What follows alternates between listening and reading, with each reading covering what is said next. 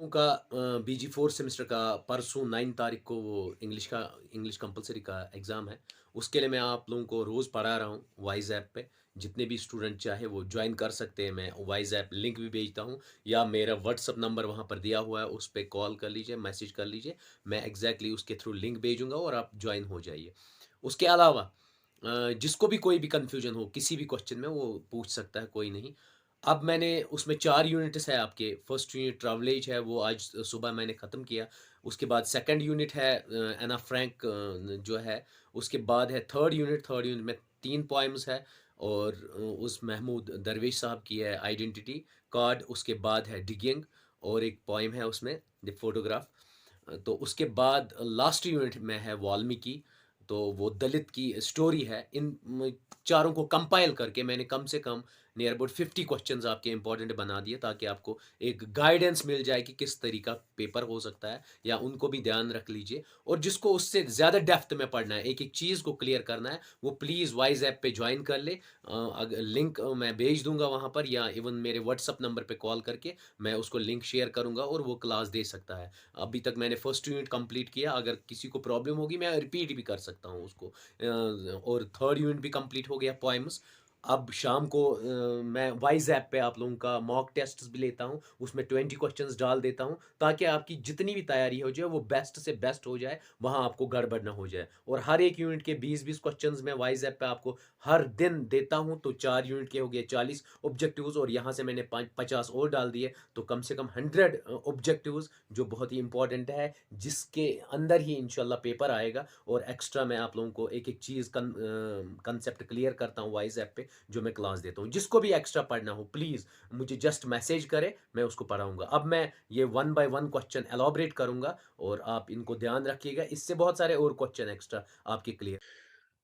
अब देख लीजिए आपके मतलब इंपॉर्टेंट क्वेश्चन इंग्लिश कंपलसरी जो है आपका उनका परसों पेपर है, उसके इंपॉर्टेंट क्वेश्चन सेकंड क्वेश्चन मतलब यूनिट थर्ड से स्टार्ट करेंगे जो पोएम्स है।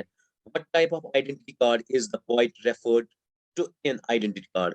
किस टाइप की बात कर रहा है, कौन सा आइडेंटिटी कार्ड है? वो पैलेस्टीनियन सिटीजनशिप कार्ड था, उसी की वो बात कर रहा था। Question 2, which of the following lines is repeated identity card to express the poet's frustration? कौन सी राइट लाइंस वो बार बार एक्सप्लेन करता था, बार बार उनसे कहता था कि वो लिखने के लिए? तो write it down, B part answer. उसके बाद महमूद दरवेश इज कंसिडर्ड डैश डैश, तो वो कहाँ के थे?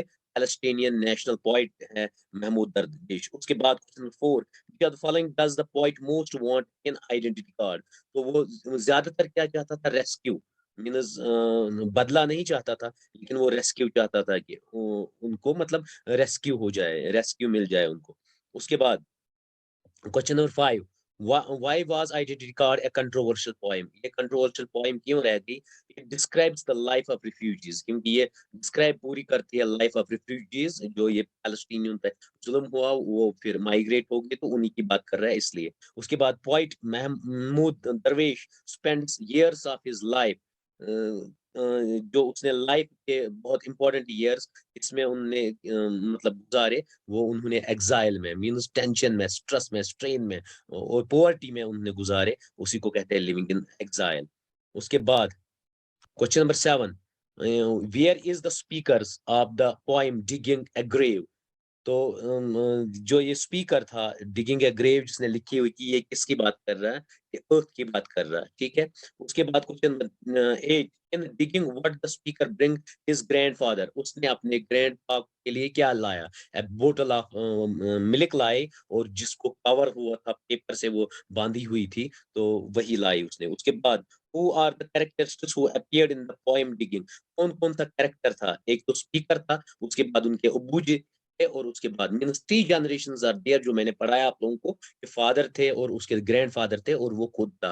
और जो ग्रैंडफादर और फादर थे उनके हाथ में स्पेड था, वो एग्रीकल्चरिस्ट थे, और ये एक राइटर हुआ। उसके बाद in digging the poem compare to the spade of his ancestor, उसने जो डिगिंग में अपने दादाजी और पापा जी का जो स्पेड था उनका, उसको कंपेयर किया अपने कलम से। उसके बाद क्योंकि नेक्स्ट जनरेशन में उसके हाथ में कलम ही था। उसके बाद question number 11, what does the poet use cork the बोतल ऑफ पेपर, मैंने पहले ही कहा, जब पेपर लेके गया वो मींस जो वो बोतल ले गया उसको उसने ढक्कन पे मतलब एक पेपर से कवर किया है। उसके बाद who works on Toner's bog in poem digging, Toner's bog में कौन कौन काम करता है? पोइट का ग्रैंडफादर उस खेत में काम कर रहा था, पोइट के ग्रैंडफादर। उसके बाद Seamus Heaney's famous digging forms a part of his celebrating collection called, किससे निकाली गई ये poem? तो Death of the Naturalist से निकाली गई है। Question number 14, in the poem Digging, the speaker compares digging with, digging को वो किससे कंपेयर करता है? वो राइटिंग से उसको कंपेयर करता है, क्योंकि digging कहता है कि मेरे फादर और मेरे ग्रैंडफादर करते थे, लेकिन राइटिंग मैं खुद कर रहा हूँ। The central theme of the poem, this is a photograph of me, is मतलब central theme क्या था? Appearance and reality, quest for identity, women struggle against patriarchal system, इसका मतलब all the above आएगा आंसर, डी पार्ट आंसर है, इसमें ये हर एक चीज आ रहा है। उसके बाद I will dig with it means, तो स्पीकर कह रहा है कि मैं खोदूंगा, लेकिन किससे खोदूंगा? तो उसने कहा कि स्पीकर पेन, अपने कलम से मैं खुदाई करूंगा। ऑल दो मेरे अब्बू और मेरे दादाजी जो स्पेड से खुदाई करते थे, वो जो खुदाई हुई थी वो सिर्फ क्या रह गई थी, वो मतलब थोड़े टाइम के लिए ही रह गई थी, लेकिन जो मैं खुदाई करूँगा, वो बहुत टाइम के लिए रहेगी। उसके बाद the poem this is photograph of me is written by, इन ये किस में पहले रिटन की गई? तो फ्री वर्सेस, जो ये पोएम है फोटोग्राफ ऑफ मी, तो उसमें क्या था? उसमें जो ऑथर थी, उन्होंने क्या किया? फ्री वर्सेस को किया। एग्ज़ैक्टली एक रिदम में नहीं छापी उसने पोएम, जबकि उसने फ्री वर्सेस में उसको किया। उसके बाद what does the word flag, question number 18, what does the word eagle mean in the poem ID card? Eagle मतलब what does the word eagle mean in the poem ID card? Poem ID card में eagle का क्या meaning था? तो ये होता है black cord, जो उनके सिर पे होते हैं, जो अरब्स होते हैं उनके सिर पे टोपी के ऊपर वो ब्लैक कॉर्ड होती है, उसी को कहते हैं। के बाद next question number 19, the poem this is a photograph of me turns from a simple description of the photograph in the first stanza into the second stanza, means second stanza में क्या था? सेकंड स्टैंजा में terrible रिविलेशंस of speakers death, क्योंकि second stanza में वो कहती थी मैं मर गई, मैं पानी के नीचे हूँ, इसलिए ये एक टेरिबल रिविलेशन शो करते हैं। उसके बाद 20, Pico IR moves to USA when he was, कितने उम्र का था जब वो यूएसए गया? तो 7 इयर्स का वो था, ब्रिटेन से वो वहां गया। उसके बाद Pico Iyer was contributed to, उसने कंट्रीब्यूट किसको किया? न्यूयॉर्क टाइम्स को भी किया, न्यूयॉर्क रिव्यू को भी किया, टाइम हर्पियर्स को भी किया, मींस ऑल द अबव आएगा answer D part. Everything here is same as it is, ये जब इसने कहा everything here it is the same as it is, Cairo Kathmandu means सब तीनों आएंगे इसका, ऑल द अबव आएगा आंसर डी पार्ट। उसके बाद वी ट्रैवल किस लिए? Initially to lose and then to find ourselves, ये असल में initially to lose then to find ourselves इसकी पहली लाइंस ही है। Why we travel mention, mention knowledge and experience of travel, a part answer. उसके बाद question number 25, George Santayana essay is, ये कौन सा एसे था? किसमें ये एसे था? द फिलॉसफी ऑफ ट्रैवल में था। In which country the author mentioned one in every two cars stolen, जो इन्होंने ऑथर ने इसमें क्या कहा? आयर ने इसने कहा कि एक कंट्री वैसी भी है जहां पर एक दो कारों में से एक कार चोरी होती है, पैरागी, जो साउथ अमेरिका की कंट्री है, तो वहां पर चोरियां होती है बहुत ज्यादा, ड्रग्स भी है वहां, उसे मेंशन किया है वो। उसके बाद cultural relativism is related with, cultural relativism जो था वो उसने रिलेट वहां पर किया क्रैश कोर्स से, जो उसने लाइंस लिखी थी। Pidgin English is associated with which country in why we travel, why we travel में ये पिगडेन इंग्लिश किस से एसोसिएट किया? तो ये वियतनाम था।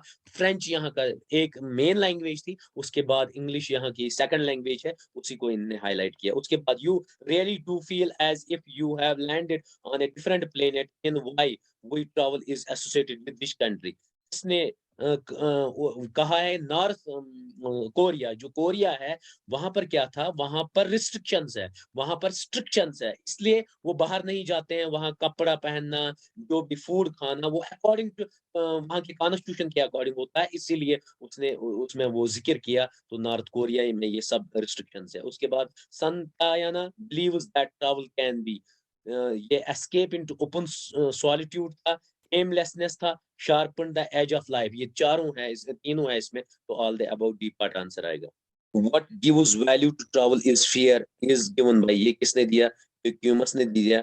32 which scholar is why we travel mention about after South Africa, तो ये नॉर्मन लेविस ने दिया। उसके बाद क्वेश्चन नंबर 33 आ जाइए। Anne Frank was a dash dash girl, तो वो जिविश गर्ल थी, डी पार्ट आंसर। उसके बाद 34 Anne Frank received dash dash at dash dash birthday diary, तो 13th बर्थडे पे इसको वो डायरी मिली थी जो वो फिर लिख रही थी। उसके बाद question 35 what was Anne Frank's dream after studies, उसका ड्रीम ये था कि वो जर्नलिस्ट बने और राइटर भी बने, तो डी पार्ट आंसर आएगा बोथ ए एंड सी। उसके बाद Anne Frank's diary was written in, वो किस में लिखी हुई थी, डच लैंग्वेज में वो लिखी थी, ए पार्ट आंसर। उसके बाद 37 among Anna Frank's family who survived after the war, इनका जितने भी मेंबर्स 8 मेंबर्स थे वो सब मर गए except his father Otto Frank जो थे वो बच गए थे, डी पार्ट आंसर आएगा। उसके बाद 38 in Anna's diary the original red and white checkered journal becomes known as, तो इसमें ए वर्जन था, ए वर्जन था जो सबसे पहले छापा, फिर उनने दो बी वर्जन किया, फिर सी वर्जन, 3 वर्जन थे इसके। उसके बाद question number 39 Anne started writing diary her diary when she was, कब उनने डायरी लिखना शुरू किया, जब वो 13 साल की थी, 13 साल की बर्थडे पे ही उसको वो गिफ्ट मिली थी। उसके बाद question number 40 what name does Anne give to her diary, उसने उस डायरी का नाम किट्टी रखा था, KITTY। उसके बाद question number 41 Joothan a Dalit life of Om Prakash Valmiki is a, तो ये एक ऑटोबायोग्राफी है, तो इसको बी पार्ट आंसर आएगा। 42 what did the headmaster ask Om Prakash Valmiki to do, उन्होंने उसको कहा स्वीप करो, पूरे ग्राउंड को, मतलब स्वीप करो पूरे 3 दिन तक, उन्होंने उसको कहा कि ये काम करो। उसके बाद question number 43 Joothan a Dalit life was originally written in, ये हिंदी में पहले लिखा गई थी ये बायोग्राफी। उसके बाद question 44 the children of the upper caste used to tease Valmiki by calling him, वो उनको किस नाम से बुलाते थे, वो उसको चौहरे का बुलाते थे, चौहरे का उसको वो सब बुलाते थे अपर कास्ट के लोग स्कूल में।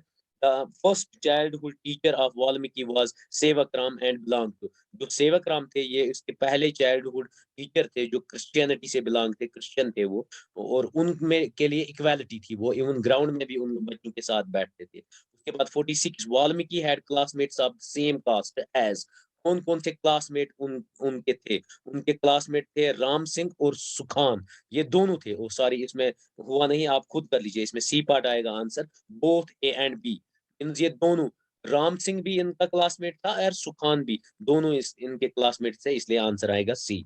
उसके बाद question number 47 in the novel Joothan the repairs would get, तो उसमें 1 शेफ आउट ऑफ 21 आंसर है ए पार्ट। उसके बाद how long did the headmaster make Valmiki sweep the ground, headmaster साहब ने उनको 3 दिन के लिए कहा कि आप ये ग्राउंड की सफाई करो। ये हो गया आपके 48 क्वेश्चंस क्लियर, और मैंने आपको पहले ही प्रॉमिस किया था कि मैं वाइज ऐप पे आप लोगों को इवन हर दिन मॉक टेस्ट रखूंगा एक एक यूनिट का। कल मैंने यूनिट नंबर 3 का लिया, आज शाम को जिसको भी देना होगा वो प्लीज वाइज ऐप पे आ जाइए, आज भी 10 बजे मैं वाइज ऐप पे और एक टेस्ट रखूंगा पहले यूनिट का, और कल शाम को 2 यूनिट्स का टेस्ट रखेंगे ताकि आपकी तैयारी अच्छी हो जाए, और वो कम से कम 20-20 क्वेश्चन आते हैं, तो 4 यूनिट्स के हो गए 40 क्वेश्चन, और ये हो गए कम से कम 50-50 और 40 90 क्वेश्चन का आपका के पास ना जखीरा बन गया। उसके अलावा मैं एक एक चैप्टर आप लोगों को सुबह पढ़ाता हूँ 11 बजे, जिसको भी कोई चीज समझ नहीं आए वो प्लीज ज्वाइन कर लीजिए वाइज ऐप पे क्लास, मैं एक एक चीज क्लियर करूंगा। 9 तारीख की 2 बजे तक जब आप लोगों का एग्जाम स्टार्ट ना हो जाए, वहाँ तक आप मुझे मैसेज कर सकते हैं मेरे व्हाट्सएप नंबर पे। जिसको भी जिस क्वेश्चन में भी कन्फ्यूजन हो जाएगा, मैं उसको क्लियरिफाई करने की कोशिश करूँगा। और प्लीज़ हम्बल रिक्वेस्ट, आप लोगों से कुछ नहीं मैं माँगता हूँ। हमेशा सिर्फ एक ही डिमांड रहती है, जितने भी ये वीडियोज़ हैं, ये हर एक बच्चे पे तक पहुँचे, क्योंकि आप लोगों को पता है 2019 से यहाँ पढ़ाई हुई नहीं, इसलिए हम्बल रिक्वेस्ट है, मिनिमम मिनिमम हर एक मतलब एक-एक मतलब एक-एक बंदा कम से कम 5 लोगों के को ये शेयर करे। और इसमें मैं लिंक भी दे दूँगा वाइज़ ऐप की डिस्क्रिप्शन में। प्लीज़ डिस्क्रिप्शन पे जाइए, उसमें वो वाइज़ ऐप की लिंक होगी, उसको ऐड कर लीजिए। हम्बल रिक्वेस्ट है मेरी, कम से कम 5-5 बंदों को, मिनिमम 5 बंदों को ये वीडियो शेयर करते जाइए। ओके, बाकी थैंक यू।